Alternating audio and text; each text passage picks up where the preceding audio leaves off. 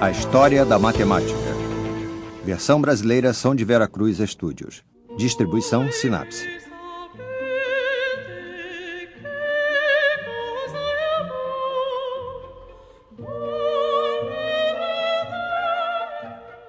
Estou andando nas montanhas da Lua. Estou na trilha do artista renascentista Piero della Francesca. Então, vim para a cidade ao norte da Itália.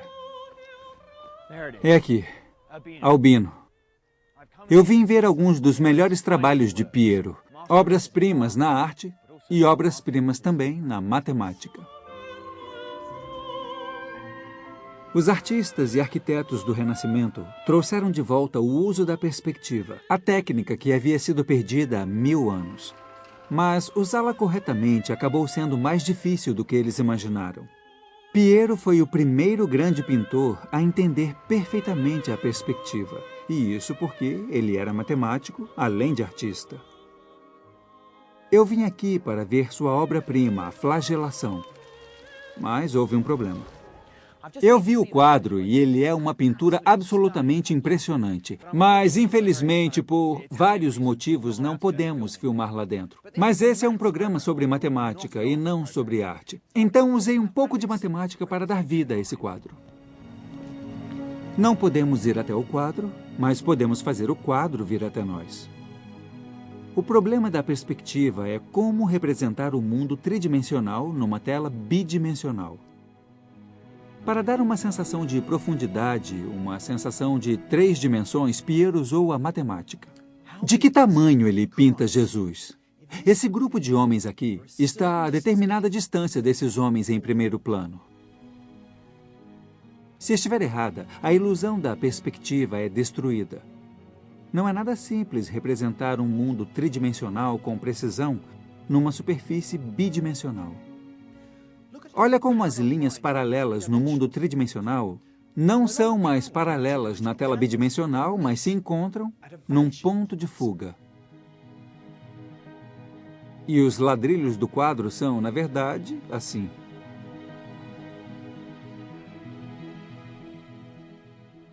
O que aparece aqui é uma nova linguagem matemática que nos permite mapear uma coisa em outra. O poder da perspectiva desencadeou um novo jeito de ver o mundo, proporcionando desta forma uma revolução matemática. O trabalho de Piero foi o início de uma nova maneira de entender a geometria, mas ainda passariam 200 anos até que outro matemático continuasse de onde ele parou. As fronteiras do espaço.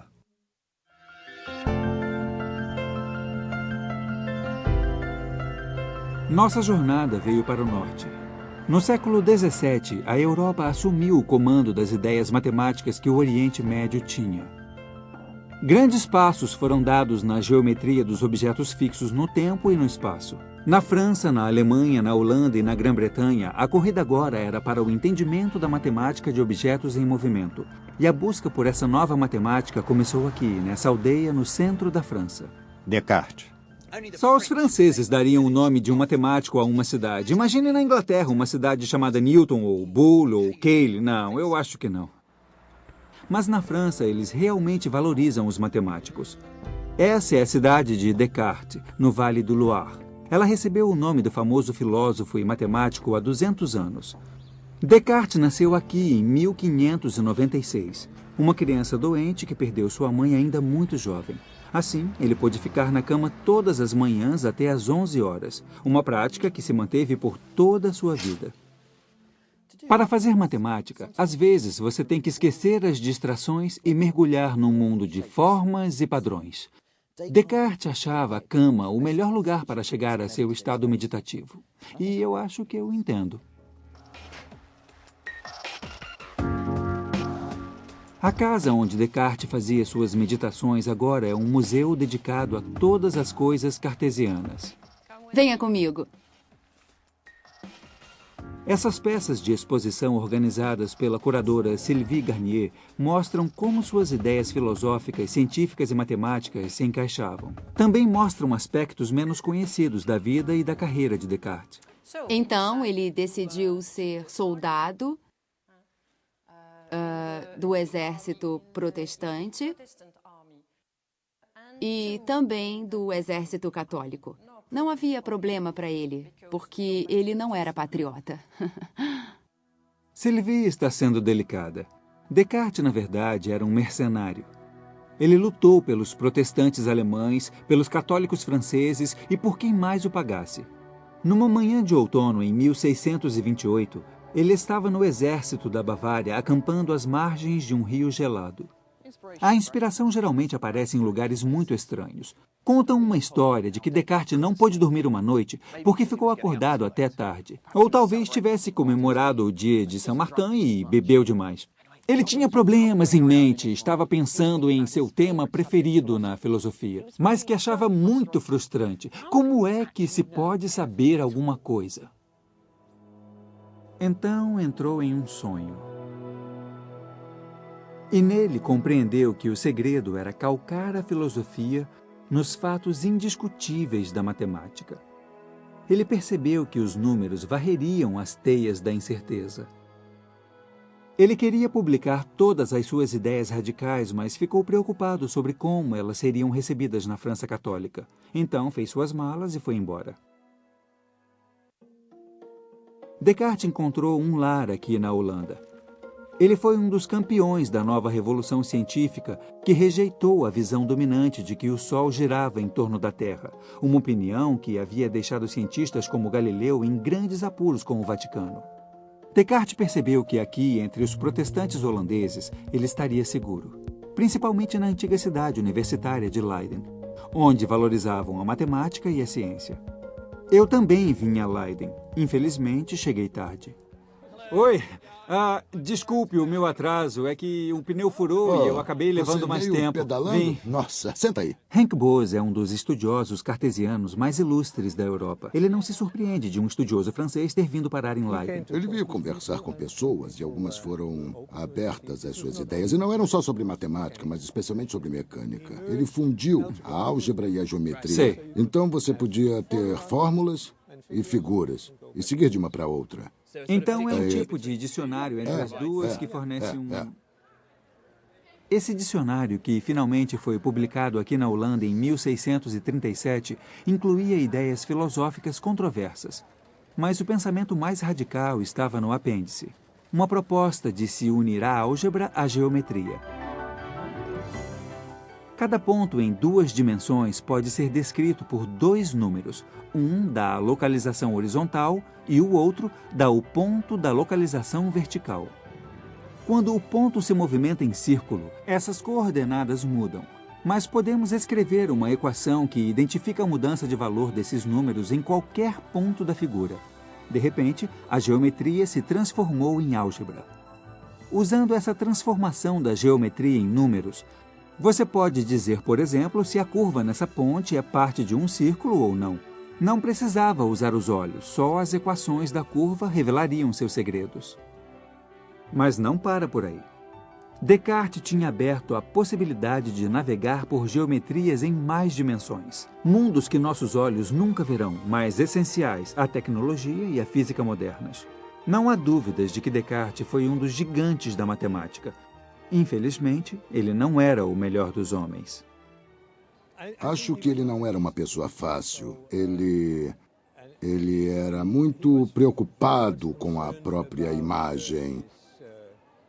Tinha total convicção de que estava certo, mesmo quando estava errado. E sua primeira reação era considerar o outro um estúpido por não ter entendido. Descartes podia não ser a pessoa mais simpática, mas não há dúvidas de que sua percepção da conexão entre álgebra e geometria transformou a matemática para sempre. Para que sua revolução matemática ocorresse, ele precisava de outro ingrediente vital. Para descobrir isso, eu tive que dar adeus ao Henk e a Leiden e ir para a igreja.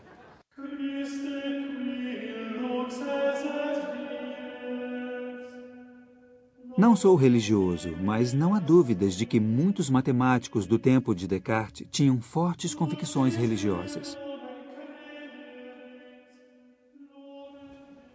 Talvez seja só coincidência, Mas talvez seja porque matemática e religião são ideias que formam um conjunto indiscutível de axiomas. 1 mais 1 é igual a 2. Deus existe. Acho que sei em qual desses axiomas eu acredito. No século XVII, um monge parisiense frequentou a mesma escola de Descartes. Ele amava a matemática tanto quanto amava Deus, e via a matemática e a ciência como evidências da existência de Deus. Marin Mersenne era um grande matemático. Uma de suas descobertas sobre números primos levou seu nome. Mas ele também é reconhecido por sua correspondência. De seu mosteiro em Paris, Mersenne agia como um ás da internet do século XVII, recebendo e também transmitindo ideias. Não é muito diferente agora. Ficamos como monges matemáticos pensando em nossas ideias e depois enviando uma mensagem a um colega, esperando uma resposta. Havia um espírito de comunicação matemática na Europa do século XVII que não existia desde os gregos. Mersenne insistia que as pessoas lessem o novo trabalho de Descartes sobre geometria.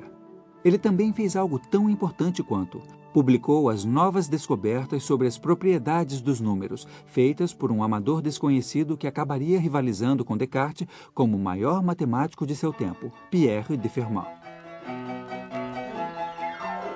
Jogos Matemáticos, Instituto de Pesquisa para o Ensino de Matemática. Aqui em Beaumont-de-Lomagne, perto de Toulouse, moradores e visitantes vieram celebrar a vida e o trabalho do filho mais ilustre da cidade. Mas eu não sei bem o que esses gladiadores fazem aqui. E a aparição desse camelo também é uma surpresa. O próprio homem teria aprovado a ideia de usar a diversão e os jogos para aumentar o interesse pela matemática. Diferente do aristocrático Descartes, Fermat não consideraria inútil ou trivial criar um festival da matemática. Matemática em ação. É bonito. Bem legal. A maior contribuição de Fermat à matemática foi inventar a teoria moderna dos números. Ele criou uma ampla gama de conjecturas e teoremas sobre números, incluindo seu famoso último teorema, a prova que intrigou matemáticos por mais de 350 anos. Mas pouco me ajuda agora. Separá-las é a parte fácil, juntar que é a mais difícil. Tá bom, quantas peças eu tenho? Tenho 6 peças. Acho que preciso dar alguma simetria a isso. Acho que ele vai me dizer como fazer isso e eu não quero ver. Eu odeio que me digam como resolver um problema. Não vou olhar. Ele está rindo de mim agora. Porque não consigo. É muito injusto. Vamos lá. Posso juntar? Já arrivei! Consegui! Essa é a emoção de se fazer matemática. Quando as coisas se encaixam e, de repente, você vê a resposta certa. Incrivelmente, Fermat só se entregava à matemática em seu tempo livre. De dia, ele era juiz.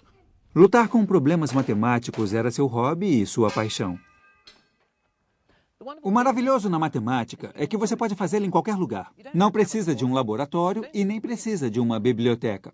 Fermat fazia a maior parte de seus trabalhos na mesa da cozinha, rezando em sua igreja local ou aqui em cima desse telhado.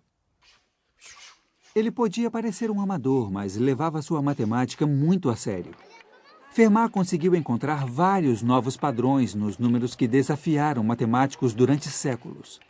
Um dos meus teoremas preferidos de Fermat tem tudo a ver com números primos. Se você tem um número primo que, quando dividido por 4, deixa resto 1, Fermat mostrou que você pode sempre reescrever esse número com 2 números ao quadrado somados. Por exemplo, eu tenho 13 dentes de alho aqui, um número primo que, quando eu divido por 4, resta 1. Fermat provou que você poderia reescrever esse número como 2 números ao quadrado somados. Então, 13 pode ser reescrito como 3 ao quadrado mais 2 ao quadrado, ou 4 mais 9. O incrível disso é que Fermat provou que isso funciona com qualquer número primo que deixe resto 1 na sua divisão por 4. Você pode sempre reescrever esse número como 2 números ao quadrado somados. Meu Deus! O que eu adoro nesse dia é a diversão da matemática. E Fermat certamente gostava de brincar com os números. Ele adorava procurar padrões. E o lado intrigante da matemática é que ele queria provar que esses padrões estariam ali para sempre. Mas, além de ser a base para a diversão e os jogos dos anos seguintes, a matemática de Fermat teria sérias aplicações. Um de seus teoremas, o Pequeno Teorema, é a base dos códigos para proteger nossos cartões de crédito na internet. A tecnologia na qual confiamos hoje vem toda de escritos do matemático no século XVII. Mas a utilidade da matemática de Fermat não é nada comparada à de nosso próximo grande matemático. E ele não vem da França, mas de sua grande rival. No século XVII, a Grã-Bretanha surgia como potência mundial. Sua expansão e ambições exigiam novos métodos de medidas e cálculos, e isso deu um grande impulso à matemática. As cidades universitárias de Oxford e Cambridge produziam matemáticos de acordo com a demanda. E o maior deles foi Isaac Newton.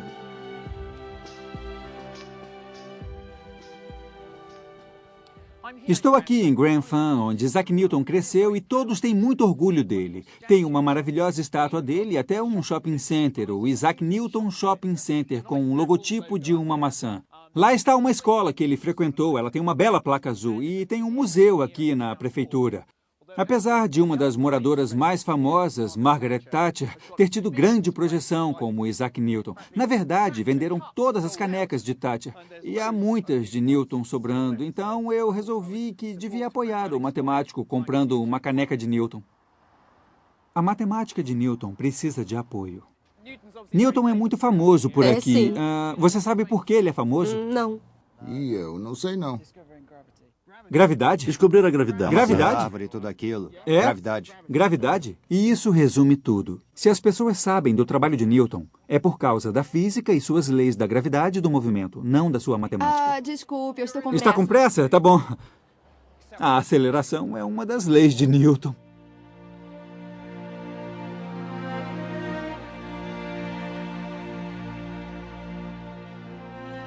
"13 quilômetros ao sul de Grantham, na cidade de Wulsford, onde Newton nasceu, eu conheci uma pessoa que partilha da minha paixão pela sua matemática. Essa é a casa. Nossa, é linda. Jack Stedall é uma fã de Newton e quer muito me mostrar a casa onde ele foi criado. Aqui é o que se pode chamar de sala de jantar. Eu tenho certeza de que não chamavam assim, mas é a sala onde eles comiam perto Sei. da cozinha. Linda Claro lareira. que devia haver fogo aí. Nossa, quem E era dera, ali está que frio. ele meio... Seu pai era um fazendeiro iletrado que morreu pouco antes de Newton nascer. Senão, o destino do jovem Isaac teria sido muito diferente. E aqui é o quarto dele. Ah, que bonito. É aconchegante. Eles preservaram muito bem, tem uma sensação de realidade, de voltar no tempo. Tem sim. Eu vejo que ele era bagunceiro como eu. Olha o estado da cama. Acho que deixei minha cama assim hoje de manhã. Newton odiava seu padrasto, mas foi esse homem que fez com que ele se tornasse um matemático e não um criador de ovelhas. Eu acho que ele não era uma criança notável. Então há esperança para todas as crianças por aí, né? Eu acho que ele teve um currículo escolar mediano. Tinha poucos amigos. Acho que eu não faria questão de conhecê-lo. Mas adoro a matemática dele. Ela é maravilhosa. Newton voltou de Cambridge a Lincolnshire durante a Grande Praga de 1665, quando tinha apenas 22 anos.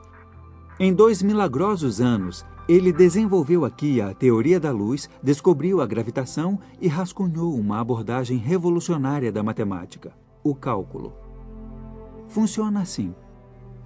Eu vou acelerar esse carro de 0 a 100 o mais rápido que eu puder. O velocímetro mostra que as velocidades mudam o tempo todo, mas essa é apenas uma média. Como eu posso dizer precisamente qual é a minha velocidade em cada instante? Veja como.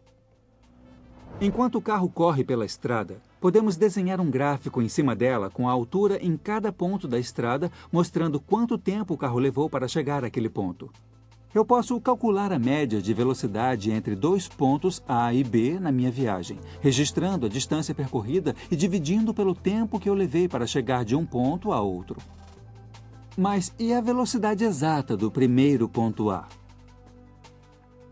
Se eu aproximar o ponto B até o primeiro ponto, tenho um período de tempo menor e a velocidade se aproxima do verdadeiro valor. Mas, no momento, parece que eu vou calcular 0 dividido por 0. O cálculo permite que isso faça sentido.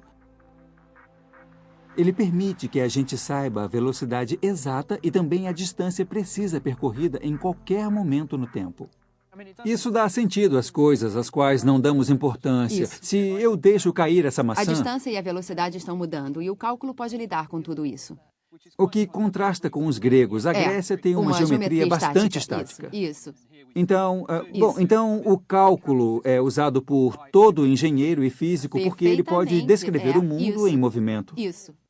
É o único jeito de você lidar com a matemática do movimento ou da mudança. Há muita matemática nessa maçã. Eu vou comer. O cálculo de Newton nos permite entender o mundo em mutação, as órbitas dos planetas, os movimentos de fluidos. Através da força do cálculo, podemos ter um modo de descrever com precisão matemática o complexo e movimentado mundo natural.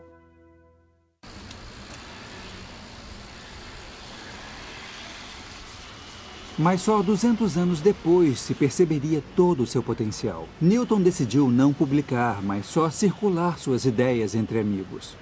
Sua reputação gradualmente se espalhou. Ele se tornou professor, membro do parlamento e depois diretor da Casa da Moeda aqui na cidade de Londres. Em suas viagens regulares da Casa da Moeda à Sociedade Real, ele preferia pensar em teologia e alquimia do que em matemática, desenvolvendo o cálculo como um de seus muitos interesses, até ouvir falar de um rival. Um rival que também era membro da Sociedade Real e que teve exatamente a mesma ideia que ele, Gottfried Leibniz. Cada palavra que Leibniz escreveu foi preservada e catalogada em sua cidade natal, Hannover, no norte da Alemanha. Seus verdadeiros manuscritos são guardados, particularmente o que mostra que Leibniz também descobriu o milagre do cálculo, logo depois de Newton. Que idade ele tinha quando escreveu? Ele tinha 29 anos nessa época. Em 2 meses, ele desenvolveu o cálculo diferencial e o cálculo Sério? integral. 2 meses? Veloz e furioso quando se mesmo. trata de matemática. Tem um pedacinho de papel aqui. O que é isso? É uma carta ou... É isso. Esse pequeno manuscrito e as anotações de Leibniz às vezes aconteciam de manhã na cama, deitado na cama. Ele tinha tantas ideias que levava a manhã toda e às vezes mais para anotar todas as suas ideias e colocá-las no papel. Nossa, isso é lindo. Eu acho que ele muito gostava lindo. de ficar na cama de manhã, sabe, o máximo de tempo possível. Um verdadeiro matemático passa o seu tempo pensando na cama. Agora, eu estou vendo que há uns quadros aqui. Sim, claro, aqui. Então ele era assim? Apesar de não ter se tornado uma celebridade do século XVII como Newton, ele não teve uma vida ruim. Leibniz trabalhou para a família real de Hannover e viajou pela Europa representando seus interesses. E isso deu a ele muito tempo para seus passatempos intelectuais preferidos, que eram muitos mesmo na época. Ele criou um plano para reunificar a Igreja Católica Romana e Protestante, uma proposta para a França conquistar o Egito e deu contribuições para a filosofia e a lógica que ainda são muito estimadas hoje. Ele escreveu todas essas cartas. Eu acho isso extraordinário. Ele deve ter se clonado. Não acredito que houve somente um Leibniz. Mas Leibniz não era só um homem de palavras. Ele também foi uma das primeiras pessoas a inventar máquinas calculadoras que funcionavam no sistema binário, as verdadeiras precursoras do computador. 300 anos depois, o Departamento de Engenharia da Universidade de Leibniz, aqui em Hannover, as montou seguindo os projetos de Leibniz. Eu adoro as bolinhas, então essas virão a ser os nossos 0 e 1. Então uma bolinha 0 e 1. Agora aperta o número 127. Um binário significa que temos os primeiros 7 dígitos em 1. Sei. E agora eu dou um número 1 e somando 127 mais 1 Tá. dá 128, que é 2 elevado a 8. Tá bem. Vamos ter muita agitação. Pode mostrar aqui, por favor? É assim que se faz. Então, vamos somar um A. Vamos lá. Então, todas dá vão... 128, que é igual a 2 elevado a 8. Então, 127 em binário é 1, 1, 1, 1, 1, 1, 1, que são as bolinhas aqui. Para somar 1, tudo é retirado. Então, fica 0, 0, 0, 0 e temos a potência 2 aqui. Então, esse mecanismo se livra de todas as bolinhas que você não precisa. É como um fliperama matemático. Eu adoro essa máquina.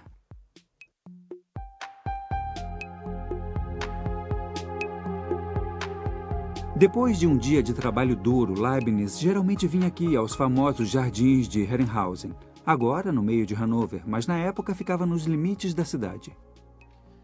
Há algo entre a matemática e as caminhadas, eu não sei. Você trabalha na mesa o dia todo, a manhã toda, em um problema e a sua cabeça fica confusa e você só quer dar uma volta e deixar seu subconsciente assumir o controle. E às vezes tem um estalo só olhando as árvores, ou sei lá. Eu tive as minhas melhores ideias enquanto caminhava pelo parque local. Então espero que haja alguma inspiração aqui no local de passeio de Leibniz. Eu não tive tempo de livrar minha mente dos desafios matemáticos porque depois que Leibniz viveu aqui, alguém construiu um labirinto. Há uma fórmula matemática para se sair de um labirinto se você puser sua mão esquerda na parede do labirinto e continuar com ela, continuar dando voltas. Uma hora você sai, é a teoria. Vamos ver se funciona.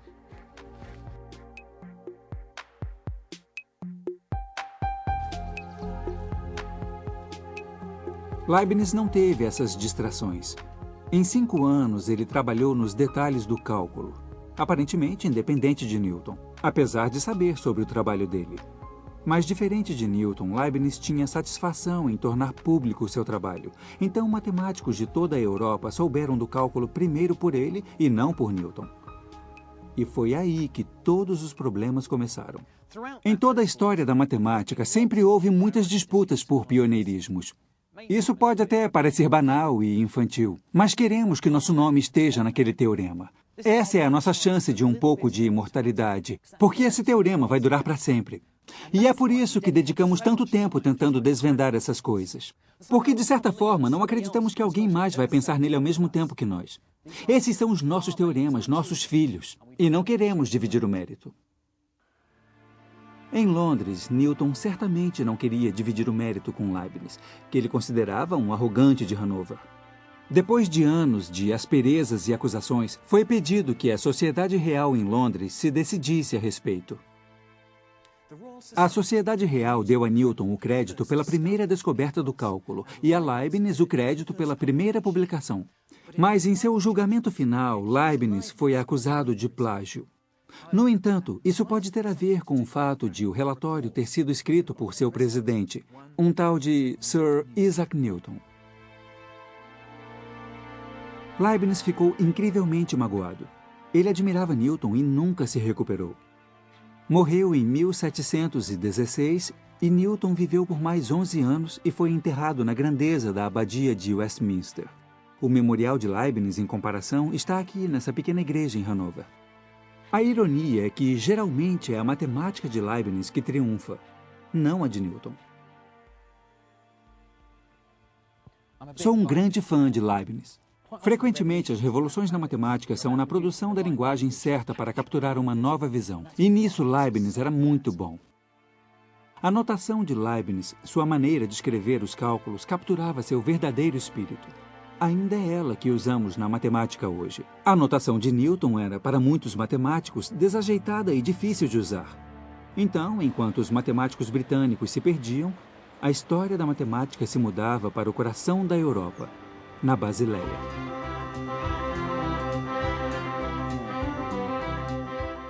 No seu auge, no século XVIII, a cidade livre da Basileia, na Suíça, foi o núcleo comercial de todo o mundo ocidental.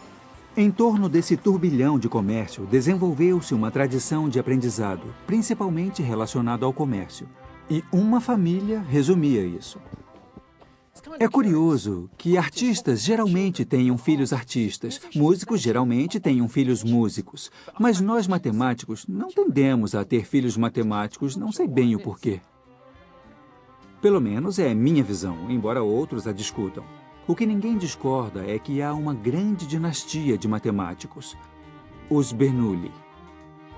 Nos séculos XVIII e XIX, eles tiveram meia dúzia de matemáticos notáveis. Alguns se estabeleceram na Inglaterra. E todos eles vieram da Basileia.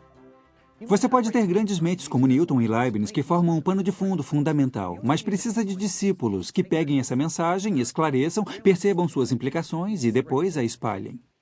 A família era originalmente de comerciantes e essa era uma de suas casas. Agora é a parte da Universidade da Basileia e foi totalmente restaurada, fora um quarto que foi mantido exatamente como a família o usava. O Dr. Fritz Nagel, diretor do arquivo Bernoulli, prometeu me mostrar. Se conseguirmos encontrá-lo.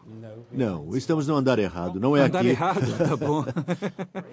Olha só, essas maçãs são gratuitas, posso pegar uma? Não, matemático errado. Uma hora a gente chegou lá. Então aqui os Bernoulli teriam feito sua matemática. Eu estava sendo educado. Não sei se devíamos ter ido até lá.